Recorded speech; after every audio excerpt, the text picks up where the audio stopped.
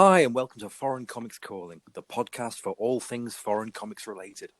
I'm Ken, and on behalf of my co-hosts, Eric, Matt, and Stephen, we'd like to welcome you to another effulgent episode. Ooh, effulgent. Where's my dictionary? Effulgent. EFFULGENT.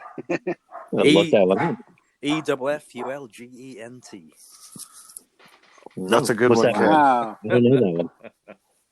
I got chills all over. It's a new one to me. Okay. Yeah, good to Cool. reconnect with you guys. It's been a minute. It's been several weeks since we've recorded, which is okay. It's good to take a breather. We got a lot of ground to cover, obviously, in the foreign comics realm. We have a few topics to hit on today, a few listener questions.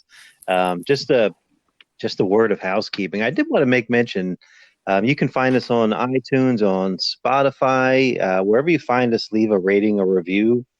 We appreciate that. We're obviously commercial free. And I wanted to kind of make mention of, we use Anchor, Anchor.fm, and they're this really great platform that sort of democratizes information. There's a thing in the podcasting world going on right now with the last podcast on the left going behind a paywall on Spotify, and they kind of kicked off a bunch of music podcasts. So Anchor.fm is gaining some traction, and it's truly appreciated because, as time moves forward, there are these massive multinational media corporations, Time Warner, Viacom, that owns everything, right? So it's good to have an outlet like Anchor.fm that gives, just regular Yahoos like the four of us, an opportunity to put out our niche content, right? And commercial free. So, much appreciation for Anchor. There's some limitations on the application, but so far so good. We appreciate them. I'm sure I speak for you guys as well, right? Oh yeah. Definitely. Yep. Yeah. Limitations being the major buzzword for Anchor, but it does work after a little tweaking here and there. Yeah. And we can manage to get a podcast episode out to you guys when we're all four of us are basically in the same digital room together. And Anchor does it, Yep. We don't have to pay the man, which is good. Indeed, yes. Yeah. So I got a bunch of listener questions, but before we get to those, I'll probably kind of save those to the end. Matt, you had a note that you wanted to get into, kind of a sweeping, kind of umbrella type of topic. So let me just put it to the group. This is the question, and I will put it to you guys to answer. What is a foreign collector, Matt? This is an interesting question, and I'd like to call out one of our listeners and one of the guys from the group, Morton Thompson. He made a post in the group and basically asking this question concerning Norwegian collectors, and he is not the first person to ask this question. A lot of people have gone in and say, well, am I a foreign collector if I do this or if I do that? And I wrote this big long thing, and I thought about it. I was like, wait, I think this question is going to be different for everybody. Yes. And I would like to also state that by no means is any one person's answer to this wrong or right or whatever. In our group, we welcome everybody. The only rule is no American comics. But if if you consider yourself a foreign collector, that's all that matters, really. But my opinion on this has always been also related to the word foreign. Now, there are those guys that have been doing this for a while that have always preferred international. So it's like, well, I collect international editions. I don't like the word foreign. I think it's negative. I don't know what you guys think on that, but that's a good place to start. Yeah. I don't think it's negative. I've looked at, multiple dictionary references. It basically means if something is foreign, it's foreign to you. That doesn't mean that it's negative or bad. What do you guys think on that? No, I agree with that personally. Yeah. But I can understand their point of view coming from that, because each country has had different limitations. Is that the right word? So foreign can be connotated differently. Does that make sense? Yeah. It could maybe be negative to, Indeed, depending on what country you're at or your experience. Especially dealing right now with, like, in Europe, with the massive amounts of Muslim immigration that is happening there, and you see it, like, in the media. You see people say foreigners, like foreigners, and we deal with that in our own country, right, guys? Indeed. We're dealing with that whole thing too. Yeah, that's nothing new. That's just that's a worldview, right? And I see, I can see the negative connotation if that's what you're inclined to think in a way. But for me, I find it an exciting term. Like, oh wow, this is a new to me thing. Like, I want to learn that. Like, that's the spice of life, right? That's, I don't see foreign as a negative thing. I see it just the opposite. I see it as something to be discovered. I agree. Well put, Eric. Yes. Well put, Eric. I agree. That's exactly. Whereas I think international works too. I have no problem with people saying I collect international editions. It works. Yeah. I just don't think that adjective describes necessarily what we're doing. Now, okay, so is someone a foreign collector if they collect their own books and American books? Now, I know some people might disagree with me, but I've always believed that the American books are sort of off the table because there's no risk. There's not really a lot of risk there. Any information you need is going to be there. It's almost like, because some of the American books are like this overarching top, and it's not that I classify the American book as better. You guys know I clearly don't. But if you're trying to pick up an American book, even if you're in a foreign country, it's still so very simple. It really is just, again, a matter of money. So the way I've always thought it was this. This is my classification. A foreign collector is someone that collects books either in a different language, either in a different country from their own, or even, you could even say culturally. Like, you could throw in maybe like some of the local indigenous Indian books. But the difference is, if you're a foreigner and let's say all you collect are, let's say you're from Norway. So to answer Morton's question, you're from Norway, you have your Norwegian local indigenous stuff, and you have American books. Are you a foreign collector? I don't think so necessarily in my classification, because you're still doing things very easy. It's still very simple. You're still not going outside of your comfort zone. It's like what we say all the time. In order to be a foreign collector, you got to have balls, right? You got to have some balls. You've got to buy books that there is no price guide for. You got to buy books using systems and auction sites that you're not used to. You got to do all of that. Now, that being said, like, take someone like Franco Cudillos, for example, the super collector out of Peru. Some people might argue, they would say, well, he only collects Spanish books. Even though they're away from Peru, he collects Spanish books from all over. I still think, because they're of different countries, and some of those books down there are so extremely difficult to get and source, yeah, he is a foreign collector, right?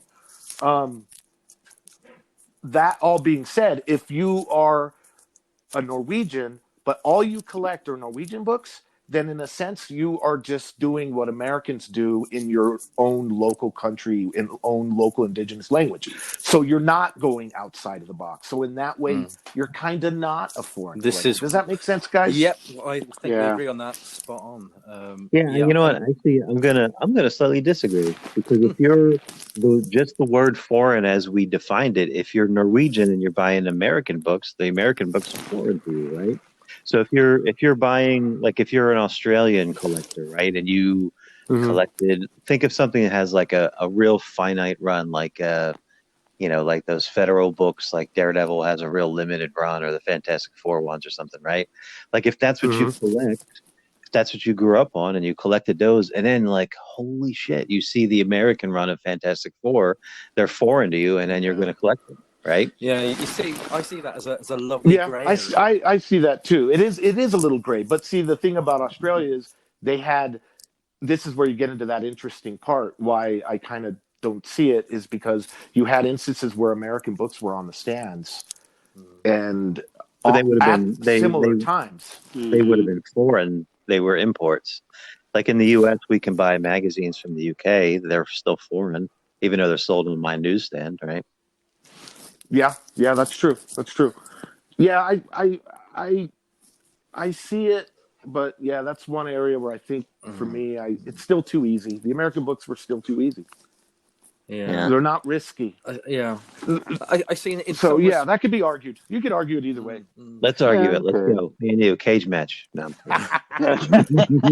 Well, I've made a few notes, and I've got to say right here that and nothing that I say ever in my life is set in stone. I can easily be like the shifting sands. So what I think today, I might not think the same in 6 months' time. But at the moment, the way I look at it is purely from the Norwegian perspective at the moment. So this is all gauged in Norwegian, if you like, Norway. Mm-hmm. If a Norwegian collector only collects Norwegian books, then he's not a foreign collector. He's a native language one. Right. Mm-hmm. Okay, now with that in mind, anyone that collects comics from outside their native tongue and territory is a foreign collector because it's outside the language they speak and away from where they live. Right. Okay? Yeah. But if a collector from Norway or any other non-American country purchases American books, then they are a foreign collector. It's English, it's not their native language, and America isn't their native land. See, that's the way I see it at the moment, and believe me, those things aren't set in stone, but that's kind of how I see it from a non-difficult way of collecting foreign comic books. I'm thinking of it purely as language and territory. Right. And like you know, the Australian books, when they're English language, that's the grey area, because obviously it's outside of the country, but it is outside the language, so it is a kind of grey area for me. But it is foreign, you know. Yeah. But it is foreign. It is a foreign. They're foreign publishers. Yes. Yeah. Yep. I agree with your definitions, Ken. I think they're great, and that gets into another point that I think Matt wanted to talk about, and I think that's tempering your definition of it, Matt, to an extent, which is maybe intensity or focus, I guess is the word you like to use. Yes. Yeah, focus. So we could break this down even further, right? So you could say, is someone a foreign collector because they have a few foreign books too? You know, how many Americans have one or two odd foreign books in their collections, but they're not really focused on it? So you could almost say with the classification, there's a gray area there too. You have people that might, you'd have people that might have a few foreign books in their collection, but there's really no big focus on it, and they're not connected to the community. Are they a foreign collector? I think you could debate that. You see, this is where I kind of consider where the international epitaph might come in, rather than the foreign, because they're just collecting books worldwide, a little bit here and there, but they're not like focused on foreign comic collecting. They just like a few books from certain other areas. Yeah. I say, so I could be wrong in my thinking, but. And one of the things I wanted to talk about as well with you guys was, okay, so we've all been doing the foreign thing for a while. Do you find yourself having this kind of creep where, like for me, I've been buying horror books lately,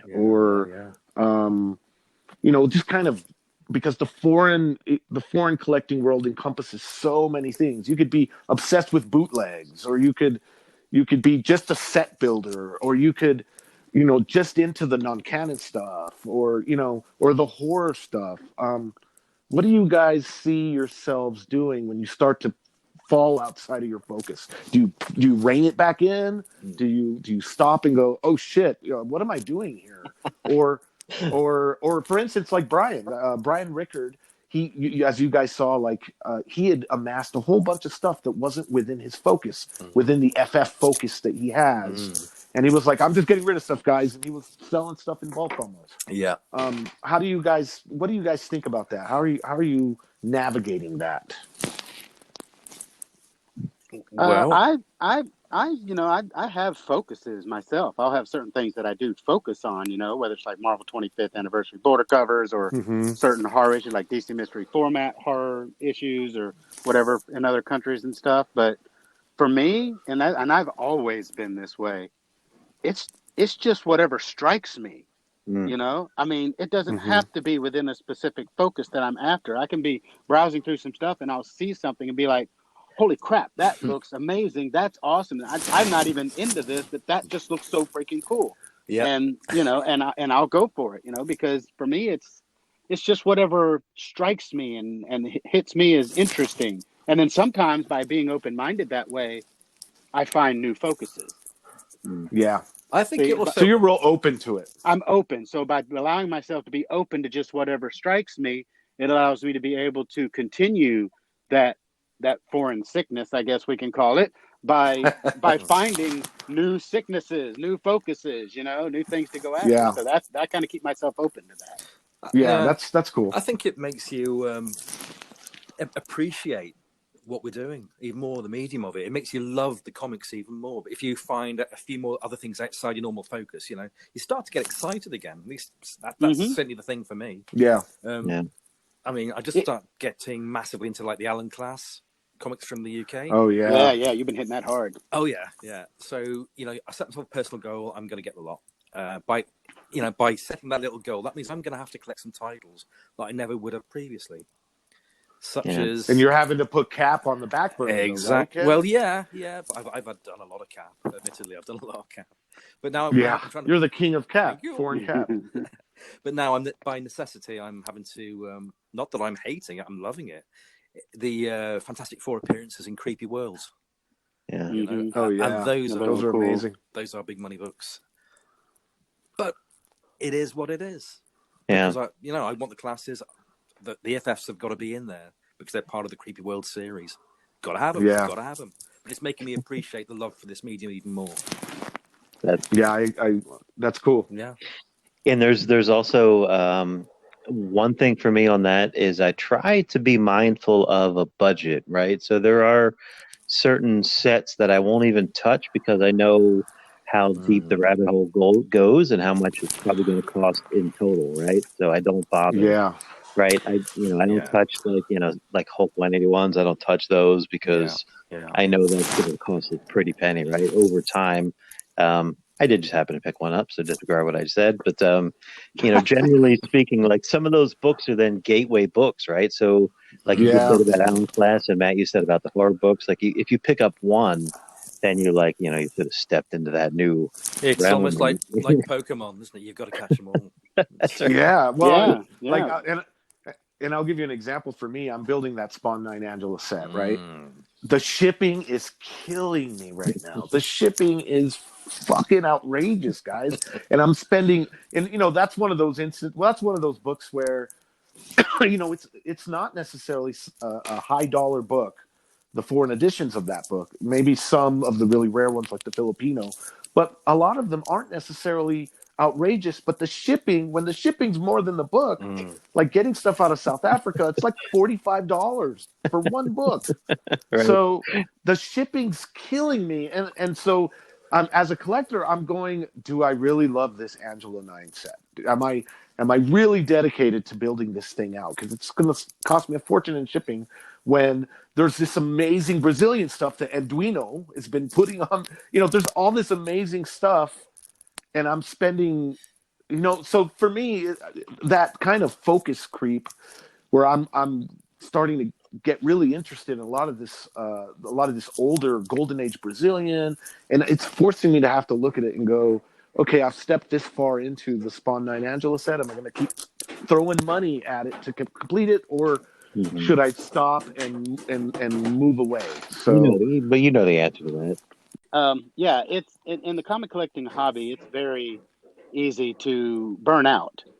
You can very easily get burnt out. So I think it's good, even though it's good to have focuses. It's good to have those things you're after and the things that you pay special attention to or try to put together. But I think having that openness to an appreciation for just the comics and the foreign comics, especially in general, allows you to be able to be open-minded to see things and appreciate other things. And like I say, whatever something may strike you, being open-minded to saying, hey, that's pretty cool. Let me see what else is out there. Let me see what else might go into that. And then start saying, hey, because every time you find, I know, like as an American collector, I started getting burning out with American books. So getting into foreigns, inspired me more, you know? Yeah. So Yeah. even within the foreign comic collecting, you can continue that. So when you get to that point where you start feeling like, oh, I've been doing this and this, but if you let yourself be open minded about what it is you're looking at and searching and browsing around for, you can find those new inspirations, those new focuses, those new things. And by spreading that out a little bit, it helps you to continue to appreciate the focuses you have, as well as the Yeah. new things that you're trying to look into. Yeah. So what you're saying, Stephen, is it's don't look at it as a negative. Look at it as a rejuvenation. Yes, right. I agree with that. Yeah, I totally agree. I totally agree. I need to change my mind thinking around it. But one of the things, to speak to what you said, Stephen, about burnout, back early on, I know we drop Hector's name all the time, but Hector, is one of the fathers of this style of collecting. He was telling a lot of us newer guys, he was like, okay, you're going crazy, you're buying everything, you're almost unfocused, right? And he was like, his advice was slow down, enjoy what you're doing, because this style of collecting is kind of hard, because it is not easy as going to eBay. And when you're building a set, the amount of effort, like I'm going to call another guy out, like Robert just finished the She-Hulk set, the She-Hulk 1 set that we know of, all the ones that we know of. It took, it was a massive amount of work to reach out and find. So I think good advice for new guys is, and Hector was exactly right back then, is, at first you get into the foreign stuff and you're just blazing, right? You're like a kid in a candy store. But if you're not careful, if you can burn out really fast. I've seen, and even financially burn out. I've seen this part of the hobby almost ruin relationships, get people into lots of trouble financially. You've got to really, really be sort of careful with that. Yeah. So it's good as a new guy to like pick out a focus maybe at first, just to get your feet wet. Because if you're not careful, if you're just buying everything, if you're just, you'll find yourself kind of at a certain point going, okay, wait, what was I doing? Yeah. You know what I mean? Yeah. So it's extremes. Both extremes are valid. But I do like what you say, Stephen. I need to just wrap my head around it a little differently, and just go. No one's going to get mad if I can't complete the Spawn Night set in a certain amount of time. Oh, exactly. I'm not going to upset anyone. Just think, Matt. You've got all the time in the world, haven't you? Really. Yeah. So. It's just it's like there's this pressure to build and complete. And if you're not careful, you will lose some of the fun and some of that magic. And that's just something that I've noticed, at least for myself lately. As my focuses shift, I'm trying to not lose the magic. You know what I mean, guys? Yeah, Yeah.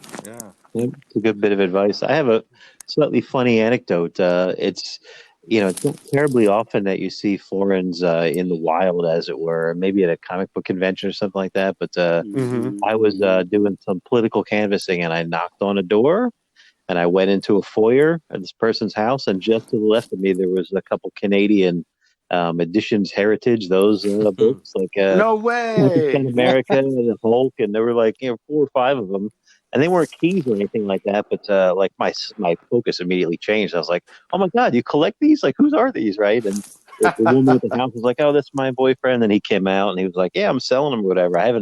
We haven't cut a deal yet. They weren't like keys or anything, but I'm like, I gotta get these. Like, how often do I? It was like a mile from my house, right? It was something that I would have, bought on eBay or whatever. And like, it's amazing to find those things out in the wild, That's awesome. Yeah, those are great stories. Did you ask that all important question?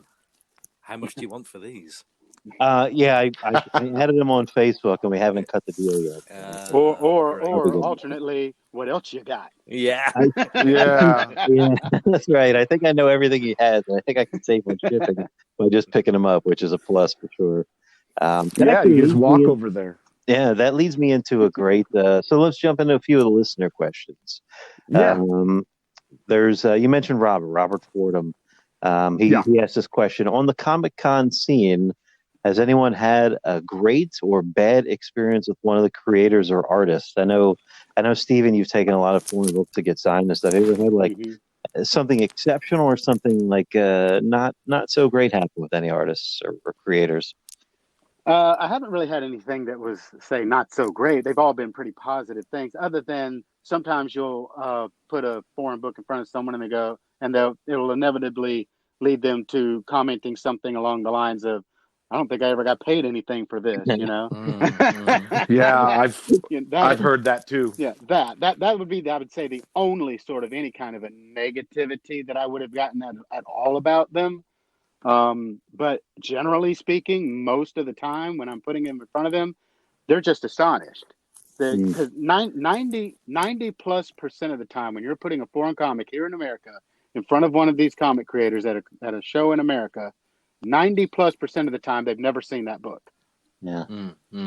There's a few cases where that's not the case. You're like, I remember one of these. I've seen one of these before, or something like that. But most of the time, they've never seen it. So when you put them in front of them, they're usually astonished. They're like, wow, what is this? Where did this come from? Blah, blah, blah. And, it's really neat because then you're almost like passing on that foreign niche and knowledge and stuff onto the creators themselves. And it's cool because I'll have these conversations with them about, oh yeah, this was done in Italian, or this was done over here in Germany, or whatever, blah, blah, blah. And a lot of times, especially with the classic guys, when we talk about some of the 80s and earlier classic guys, they'll make comments about, yeah, I knew that Marvel had kind of licensed some other countries, to do stuff with everything, but, I never really paid any attention to it, or I never really kept up with it, or who was doing what or whatever. I don't know what they did with that. That was all the business of Marvel. I was just the artist doing my work, that kind of thing, So a lot of this stuff they've never seen. They kind of had a general idea that it was going on out there. But again, this stuff was made to never see the light of day for the most part over here. So these guys, they didn't pay any attention to that. Whatever you do over there, that's the business of Marvel. I'm just doing my thing here. So two follow-ups on that. And Matt, I'm sure you have some stories too, but since Steven's talking about it, 2 follow-ups. Has an artist ever commented on any variations of the art? Like it was either adjusted locally or cropped domestically, or any comment, or it was inked wildly different. Have you ever gotten any remarks regarding? There've been some instances like that. Yeah, I mean, I've had some guys comment. Like there was one that I had that was a Lebanon edition of a Batman book, and the cover art is negative. It's reversed. Oh yeah, it's the same cover, but it's like if you turn the plate around the other way and printed it that way. So horizontally flipped. Right. Yeah, because like in the American version, the bad guy's on the right and Batman's on the left coming at him, and in this version, it's the opposite. It's the same image, just reversed. Right. And I had taken that book with me to a show to get Joe Giella to sign, because he had done work on the cover on that actual art. And he made a comment about that, because when I showed him, his first response was, "What in the world is this?" And then when I told him what it was, he goes, "Well, they turned the image around. they turned the art around." I was like, "Yeah, for some editions in other countries, they'll do that. They'll change the coloring, they'll flip it around, they'll take an image from one book and an image from another book and put them together. I've got an issue that does that, just really weird stuff like that." And he made a comment about that. And I've had a few instances like that. Yeah. So then those are fun. Oh, yeah. So then the second part of that, and Matt, again, I'll ask you to share if you have stories too. The second part of that would be, if I was that artist, I would probably want a copy of that. When you bring it to them, did you ever get like offers, or like, man, I would love to get a copy of that? I've never gotten an offer for one where they say, "Hey, how much do you want this?" I've never had like that happen, but I have had 1 or 2 instances where they would be like, "Well, where did you get this? Or where did you find this?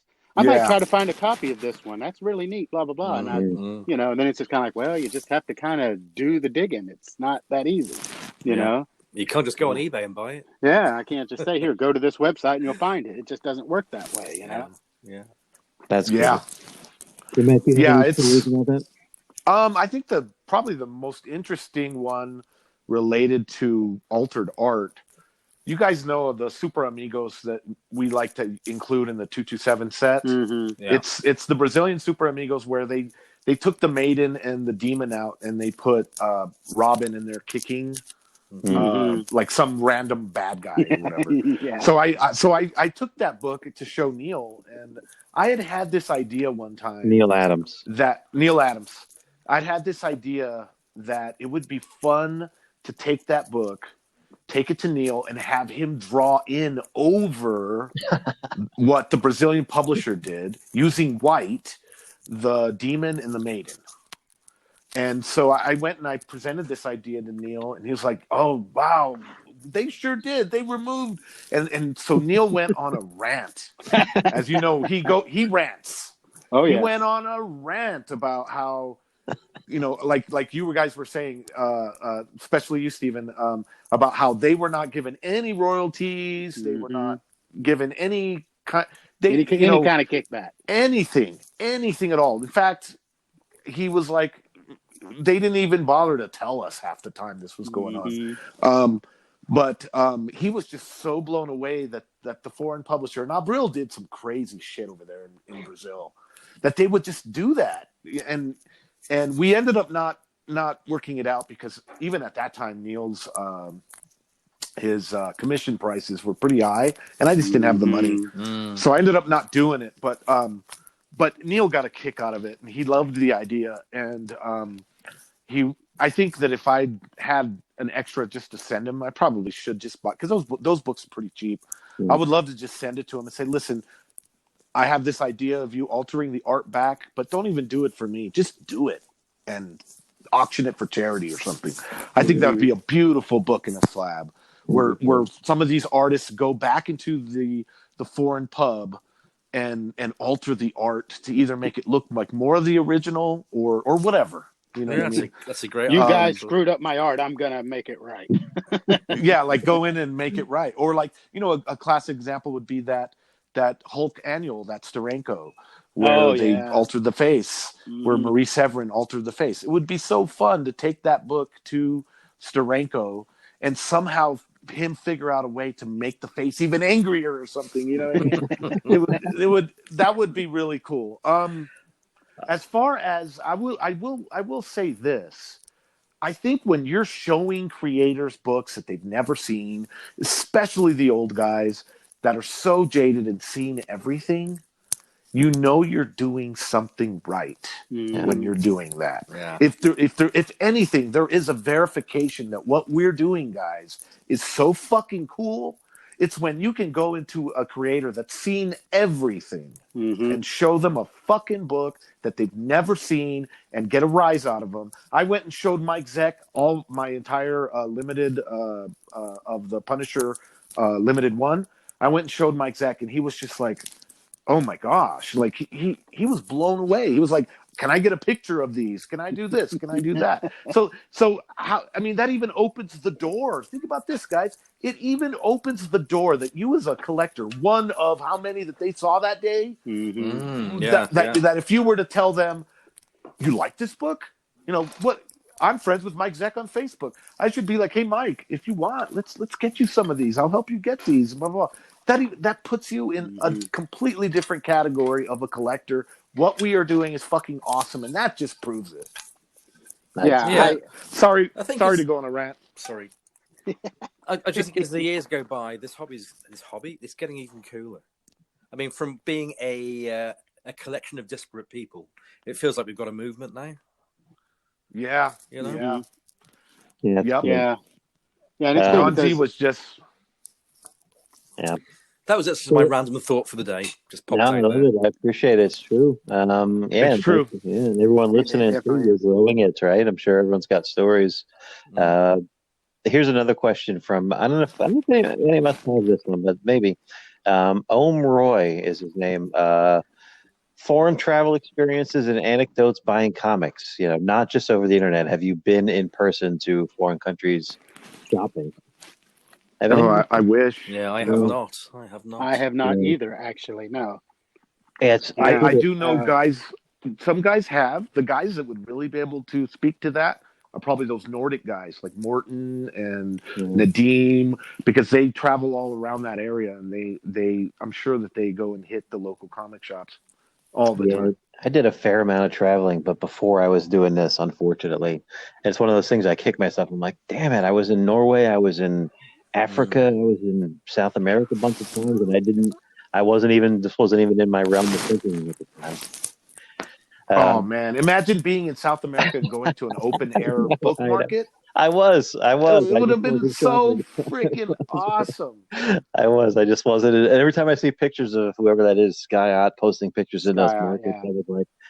I was there, and I just wasn't shopping for these. Yeah.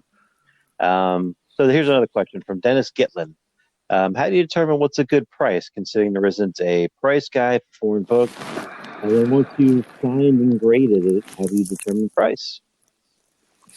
That's a tricky one, really, as there's no database for that sort of thing, really. I would just say only pay what you're comfortable in paying. Yeah, it really just comes down to what you're comfortable with. But at the same time, I would recommend just joining these groups, joining these Facebook groups, join Globo Comico and Foreign Comic Collector Magazine, and join these various Facebook groups where there are lots of guys on there who have dealt with this for many years, and just throw it out there. When you see something, hey guys, I saw this. What do you think about this? What is this a decent price for that? Because they're like, there is no price guide. There's nothing to say what something is worth.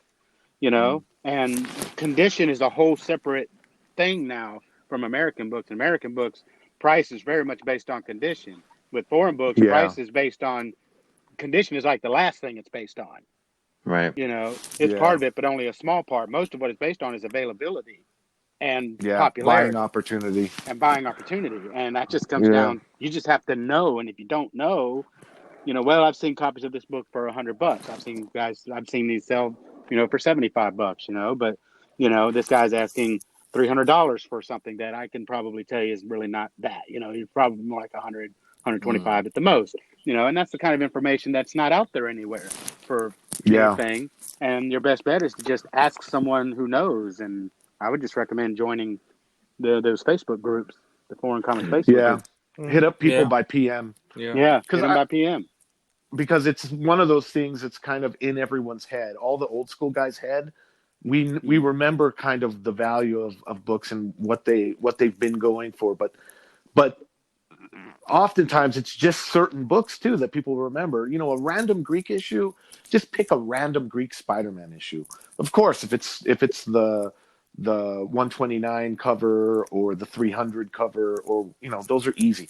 But like if you're gonna just look at your basic run-of-the-mill filler book, there's a couple things that you could do. You could go to eBay and check the past sales of some of those books, because there's what it's worth on kind of the broader international back issue market, and then there's what it's worth in its local indigenous place. If you know where to look, you can kind of see what it's worth in its local indigenous market by going to, like, let's say you were curious about a Swedish random Spidey back issue. You'd go to Tradera and you would look up and you would get an idea of the prices that the Swedes are selling that for. Or you could contact Bjorn and just, someone we know from Sweden, and say, hey, there's this book. It's a random back issue Swedish Spidey.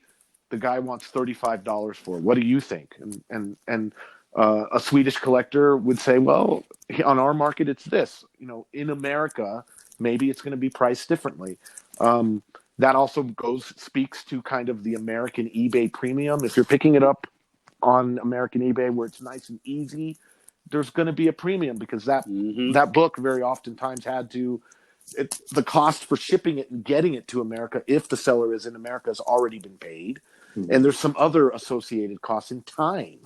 The time is also, how do you put a monetary value on time? So I would also tell someone that was asking that question, there's a couple factors that you got to factor in. How long have you been looking for that book? Has it been a long time? Has it been a year? Has it been 2 years? Has it been 3 years? Have you asked any of the old school guys what they think that book is worth, relatively?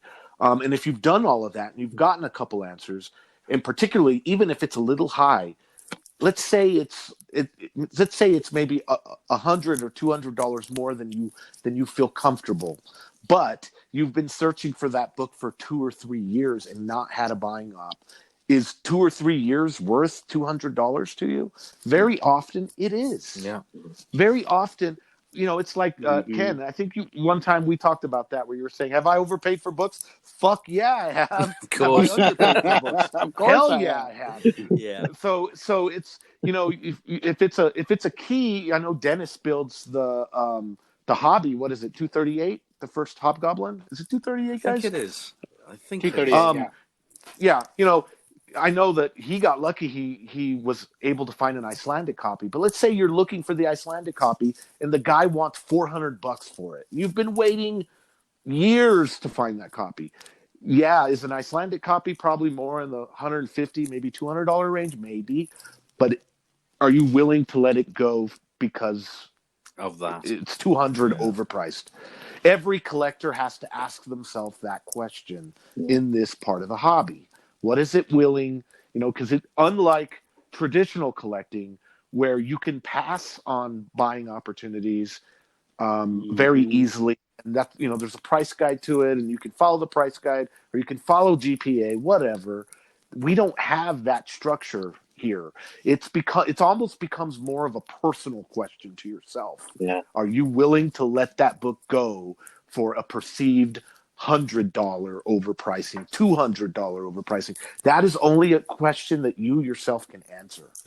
Yeah. You know what I mean? Let me throw out this. I'm sure you guys have all had this experience where there's a book you have your eye on that's just beyond that threshold that you're describing, Matt, where you're like, maybe if it was $100 less, I'd probably pull the trigger. But at that price, I can't.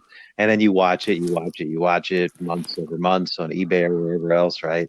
Hoping the price drops, it never drops, and then one day it's gone, and then you never see it again, right? This is it. This is exactly it. Yeah.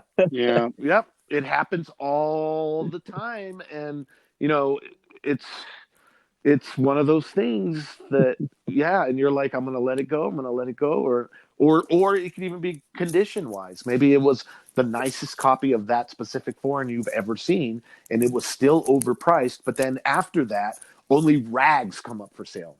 You know what I mean? It's like, this is it. That is a tough question, Dennis. And we've talked about this. It would be wonderful if we had a price guide, or maybe not even a price guide. It would be wonderful if we had some place on the internet, maybe that had a password or something, where we had recordings of past sales of certain books. Yeah, that would be rad, but no one has been able to technically try to accomplish that yet. I mean, there was a thread the other day about just having a list of all the people in the group and their countries of origin and their contact information. We just need to create a Google Doc. I haven't had the time to fucking do that yet. No. So, we just need to make a Google Doc where everyone can go in that's, with a shareable link, and you can put in your information, and you can put in also what you're willing to do for others. I'm doing some reshipping for some foreign collectors right now, in Italy and Denmark. So I have them send their stuff to my P.O. box that's American books that they want, or books from here, and then I reship it to them. I'm willing to do that. And there's other foreign collectors, sourcers in these countries that are willing to do that. We just need to make that little Google Doc that has all our info and contact information on it. And it's hard with life, and be a great network. I mean, life gets in the way, doesn't it, fellas? It gets in the way. Back to that, it really does. Yeah, there's people out there saying, why isn't there something? Why isn't there something out there we can just go to and say, this exists? That's what it is. This is what past auctions and so forth, and blah, blah, blah, blah, blah. And it's like, guys, we're in this age of where everything is just there, and it's just instant, and it's just all here. And it doesn't exist with this. And the amount of work that goes into doing something like that is just massive. Phenomenal. Yeah. It is unbelievably It's massive. massive. I mean, you could literally get a dozen people who focused on nothing but that, 8 hours a day, 40 days a week, and paid them a working wage to do it. And it would take years. It would still be a drop in the bucket. Yeah. And that would still not be everything.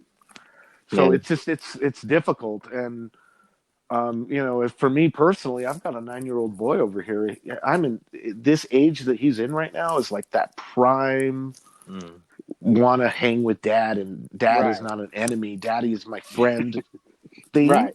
So I have to be. I'm having a hard enough time just. Ken, I don't know about as our group has gotten popular, I'm having a hard enough time just keeping up with moderating the fucking group, much less create a website and a wiki. And this is it is tricky. I mean, outside of our group, we've all got other things to do as well, and we all have to hold down jobs. And what we do in the group is what we do in our spare time, and everything else in our spare time. So it is tricky. So please, lovely listeners, take that into account. Thank you. Yeah. The other thing I'll say, as far as cost goes, too, we were talking about cost a minute ago, and we do want to talk about shipping a little bit. So put a pin in that. So when you're looking at the cost of these pricey books, like you were describing, Matt, we do have to focus on shipping. But then there's also the when you're looking at the cost of that expensive book.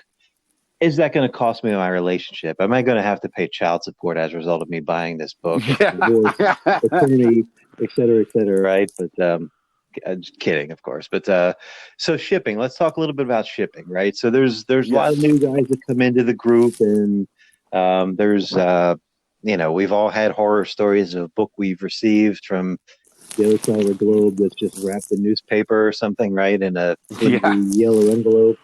Any I guess just tips like how if you're a new seller and you just joined this group and you're from wherever, Indonesia, what's the bare minimum shipping packaging you would demand, advise?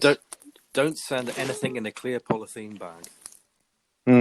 Has that happened? Yeah, that's happened to me. Yeah. Oh my God. Came from Argentina, and all that was on it was the my address and the seller's address, and that was, you could see right through the bag. You could see the contents.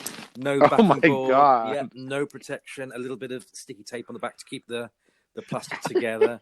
Super floppy. And I'm sorry to laugh, Ken. It's dreadful, isn't it? It's a nightmare. Wow, it's a fucking nightmare. Actually, Matt, go through the post of today in our group. I've actually taken a photograph and I put it up there because it's the first thing I did when I got this book several years ago. I could not believe it, so I just took a picture of it for posterity. Yeah, that's right, you did. And whenever I need to shame sellers who pack their books like shit, I post this up every time. It's dreadful. So yeah, there is that. Sellers, make sure you package your books. Somebody spent money with you. Yes. And buyers, make sure to communicate with them and tell them, hey, okay, and that's another big mistake we can make, right? We're so used to American eBay stuff getting shipped like it's in a vault. You have to remember that in a lot of these foreign countries, condition is not what it is for us. So they don't very care. nicely tell them, and this is a tip that was learned a long time ago. If you Tony Pomilla is a guy that used to do this all the time. He would tell him, listen, I know you said that shipping was this much, but I'm going to send you an extra $10 because I want you to make sure this is sandwiched between two pieces of cardboard. Okay? And then the foreign seller would say, oh, really? What do you want that? Yeah. What are you talking about? That's one of the biggest things you can tell these buyers, man. Yeah. And then he says, no, I know it sounds crazy to you, but yeah, I will pay you an extra $10 or $15 just so that you can send this properly. There's nothing wrong with doing that as long as you're being nice and you're not being a dickhead. Yeah. You can say, hey, if I pay you a little extra, can you just make sure it's sandwiched between two pieces of board? That's a big tip. Another one, have them shoot a picture of it. So if it's a seller you've never dealt with before, you can say, hey, can you just do me a favor? Can you just shoot a picture of that to address? Because a lot of people have ran into problems where it just wasn't addressed right. The book has either gotten lost or it's gotten. I'll tell you right now. I bought a Southeast Asia edition. Remember we talked about Filipino books and how crazy rare those Southeast Asia editions were. I bought one of those. It was a semi-key. It was the first time Lex Luthor was called Lex. It's like Adventures. I forget what the number is right off the top of my head. 240 something. 240 something. I was, and I paid. So the guy told me that the shipping was $8, and I thought in my head, I was like, that seems cheap. Yeah, that seems too cheap. But I don't know why I did it, but I did it. The book never arrived, guys. Ugh. And I asked the guy, I was like, what the heck? What's going on? He said, and then he got back to me later and said, way long after the fact, guess what? They shipped it back. And I went, what? So I think it made it to America, got rejected at customs for some reason. Something in the addressing or something was wrong. Got shipped back to the guy. I had to, and I went back and I paid extra. I gave him $27 to have it shipped a better way with tracking, and now I got the book. Yeah. But I didn't follow my own advice there. My gut was telling me that was way too cheap to come from the Philippines, and I just let it slide. And look, I almost lost a freaking semi-key Southeast Asia edition because of it. Yeah, yeah, so that's a biggie.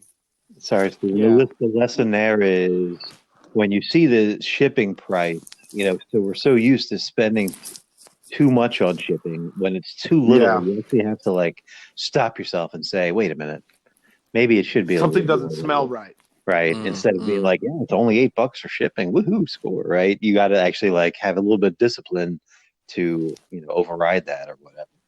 Exactly. Our I should have. Yeah, that's our mindset here, guys. In America, is that we argue and question. Why is it this much for shipping? Why is it that much for shipping? And with foreign books, you better just expect it to be more costly for shipping. And if it's not more costly for shipping, big question marks need to be going up in your head. Yeah, for sure. Yeah, because you could lose it, and that getting them to shoot a picture of the address. For all I know, that guy put my address on there wrong, and it was considered undeliverable. True. So that's a big tip. Ask first time you're getting shipment done with a seller, and you don't quite know, you don't have a history with them. Ask them to shoot a picture of the package, the to address, just to make sure that everything's good. That'd be another tip. And you'll find a lot of veteran sellers just do that automatically. This is true. Yeah. Yep. Here's your package. I'm getting ready to send it out. Yeah. Yep. Because they don't want to deal with that being lost. And a lot of the veteran sellers do that, and thank goodness for them, because that helps deal with a lot of the problems that could arise. And it's just nipped in the bud. Yeah. Here's another listener friend question. But I want to springboard this onto a next episode. So I'm going to give you guys some homework here. If you don't agree, you guys spring on you. But this is from our friend Maria Elisa.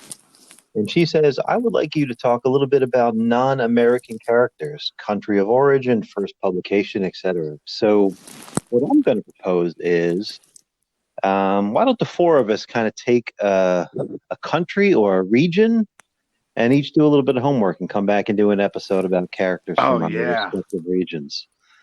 So totally. I totally would love to do that. Cool. I already know my guy. Phantomus out of Mexico is my boy. I'm gonna research him. Cool. So let's just say you pick Central America. Let's do it that way, and we'll each let's do a couple characters. You don't have to go super researchy on all of them, but just a bit of an overview. So let's we can do that offline. Figure out which regions we're going to do it. Yeah, that'll be a great episode. Non-American characters from around the world. Maria, that sounds great. Maria, consider it a done deal. Cool. You gave us a theme for an episode, Maria. Thank you. That's awesome. Here's another question from Chad Crow. We kind of talked about this a little bit with Doc Scott, but how do I find out how many copies were in print of a book from a particular country? Oh, yeah, that's a difficult one. That's difficult. Yeah, I've actually asked that question from the main guy he published, the publisher. I asked Alan Class that. How many books, or how many issues did you produce of each particular series? And he couldn't give me an answer. He'd forgotten. He didn't know at all. And a lot of the people that knew those answers are probably passed away. They're gone. Yeah. Mm-hmm. You know, we talked about in the Filipino episode, we speculated on the Filipino print runs, and you can try to figure out the different vectors, and that's a really tough question. Yeah, because some of that information is literally just lost. It's just lost. It's just lost. I guess the closest way to answer this is to do a very simple analysis of native speakers, country, so for instance, if someone were to speculate, how many Star Wars ones did Junior Press do out of the Netherlands? Yeah. I would just look at the Netherlands as a country, and then I would look at how many Dutch speakers there are, because there's other areas in Europe that have Dutch speakers, and I would extrapolate from that. So I would say that what would be like, say, an average print run in America? So you would look at, like, say, Star Wars 1 in America and Marvel, and how does that equate to the population of the reading comic book reading adults or kids in America, and then take that kind of extrapolation and then say, okay, well, let's just say there's, how many people in the Netherlands, 30 million or 20 million, or maybe that's too much, I don't know. And then say, well, it'd be a percentage of that would probably be comic readers. So you could maybe extrapolate that way, but that's still, That's still swag. Yeah, yeah. And some of it could just be looking at the publisher, like, okay, this is the publisher.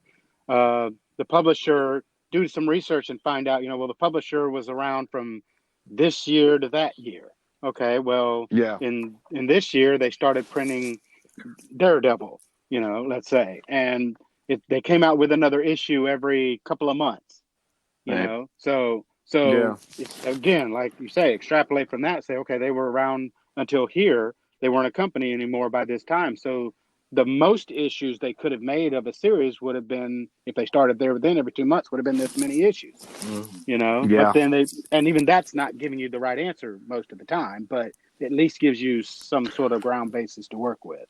Yeah, and that's to look at like American printing. Like, I used to work in the newspaper industry, and there's the ABC, American Bureau of Circulation, I think it is, right? Mm-hmm. Where if you're a publisher, you have to report your data to the ABC, and it's kind of a control board, so you're not inflating your numbers when you're selling advertising, right? So it keeps you legit, keeps you honest, right, on your advertising sales. But and those would be draws versus sales. But in a situation like this, a lot of these foreign, like, these books don't all have advertising in them, right? Assuming that even that country has any sort of oversight body like the ABC does, which they probably don't. Even beyond that, they don't have. Usually they won't. Yep. Yeah, they won't. It would be really, really difficult. Maybe in some of these countries, like maybe like Mexico might have some records in some office somewhere of what Navarro and La Prensa did. Yeah, and some dusty filing cabinet. But yeah, some dusty filing cabinet. Like the end of Raiders of the Lost Ark. Yeah, but how are we going to get? I don't know how we would access it. I think another way would be was the publisher fly by night or not? So if it was a quick fly by night operation that only put out 4 titles in a span of 2 years, then there's a good chance, because they weren't a bigger publisher like, say, CMYK or something like that in the Nordic countries, there's a good chance their print ones were probably smaller, right? Than a bigger company.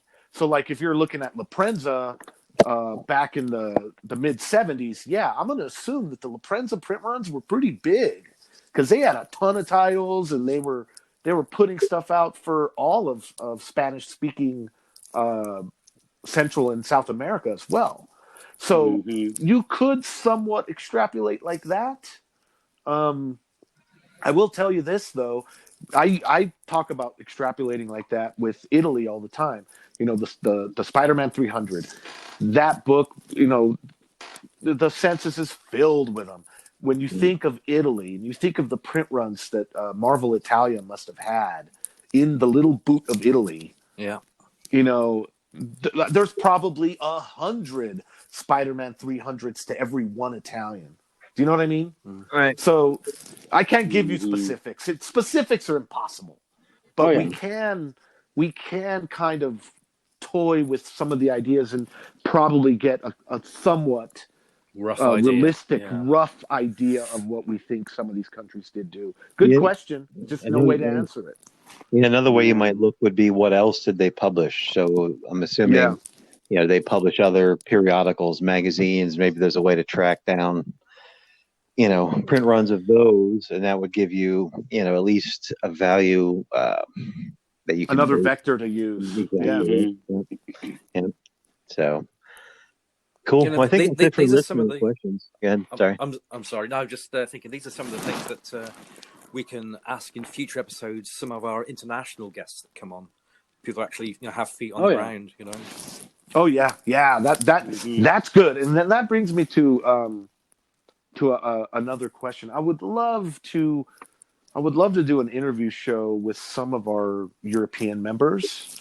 That some of them speak really good English.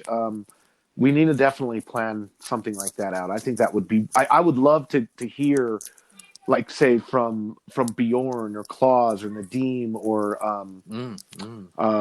Morton. I'd love to hear what comic books in their country, what it was like for them. Do you know what I mean? Or Stéphane Poitras would be another one, the French Canadian, the EHs. What was it like going and buying EHs off the stands? And I think there's some fascinating stories in there, guys, that we definitely need to get. Yeah. So I'd love JF to be on the show at some point. JF too. JF is a wonderful guy. Cecilio, I got drunk the other night, was talking with Cecilio, and he was telling me some crazy stories about just comic books over there in Mexico, and these guys have some real knowledgeable stuff to discuss with us. And I think we definitely need to plan out a show where we invite maybe one or two or three of them and just run with it. Yeah, I agree. Yeah. Awesome. Well, so for the next episode, we're going to do the international or foreign non-American heroes by region. So we'll sort them out for the next episode. Yeah, cool. I think that will be great. Right. Yep. Awesome. Very cool. And we can figure out offline who's taking what, so we don't overlap and stuff. And it'll be like a bit of show and tell. It'll be cool. Yeah, that'll be fun. Cool. Awesome. Cool. Anything else we want to hit on this episode? We're coming up on about an hour. I think we covered a lot of ground. It's good to reconvene with you, gentlemen. Oh, absolutely. I did want to say that John Z was on Nico Time last night. He did a really cool interview, so people should catch that.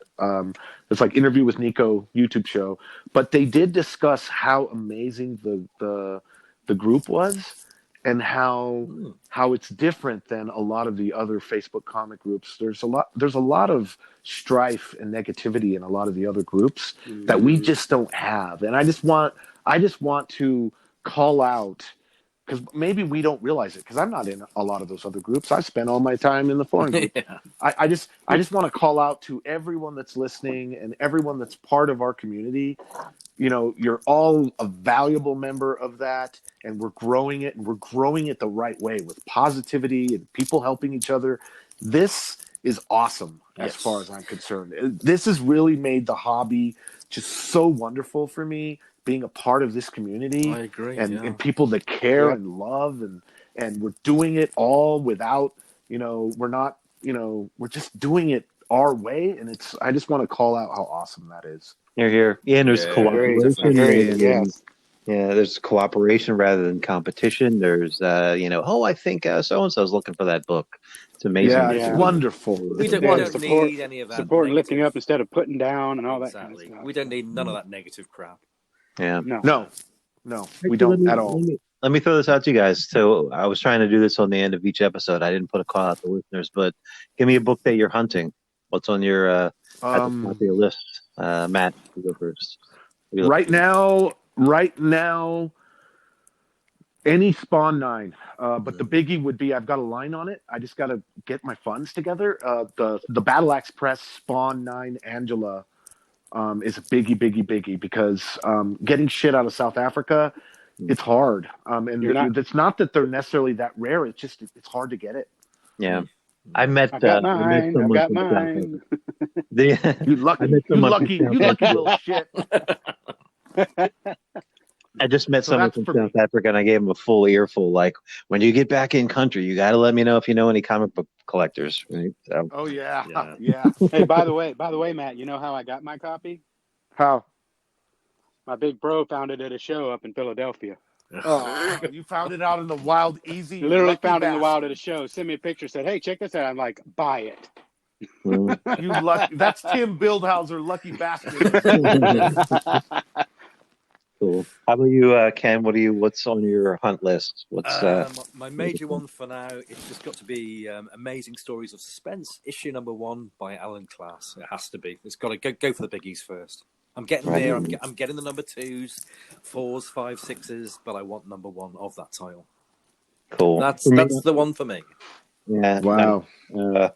For me, I'm looking for the Power Man. I think it's a Jaffa print from Australia, like the #1 cover.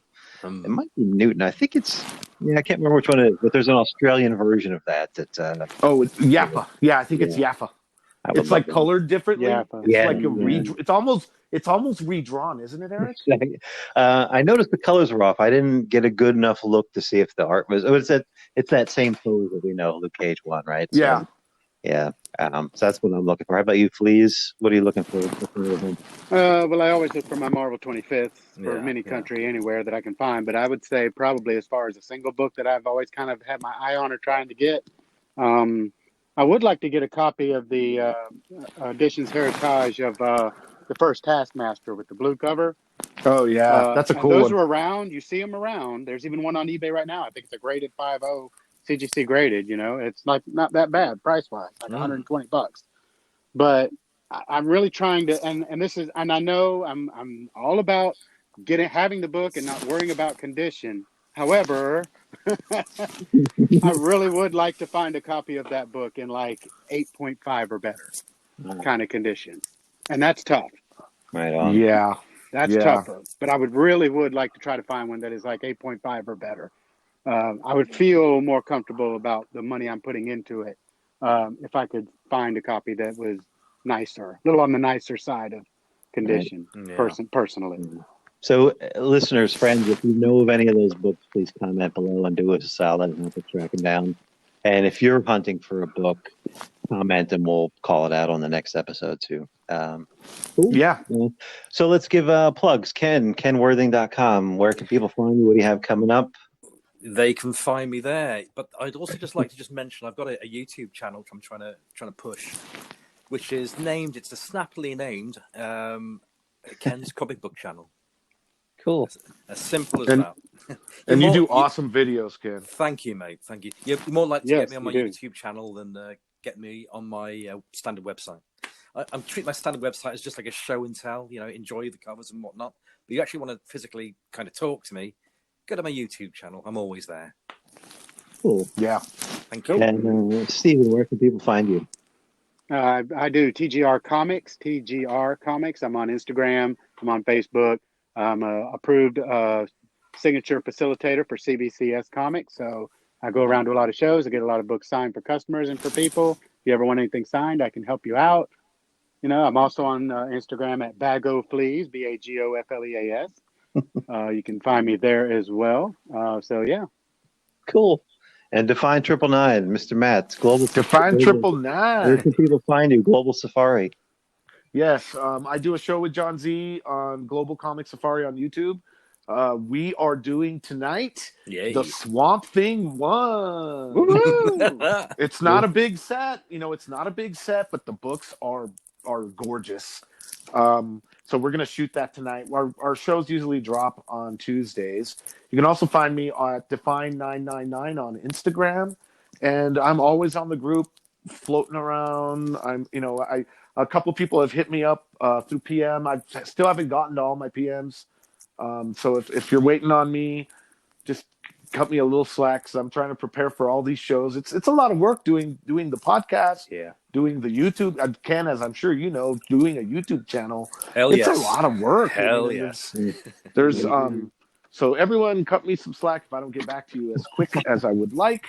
But yeah, definitely check out the Global Comic Safari. I'm pretty excited about doing these set shows. They're just a lot of fun. They're great. I look forward to watching. Yeah, they're every great. week. They are really fun to watch. And it's you're like 7 episodes in. This will be episode 8. Is that right? I think so. We only count the episodes, the numbers, if they're a set episode, but then we're doing some other stuff.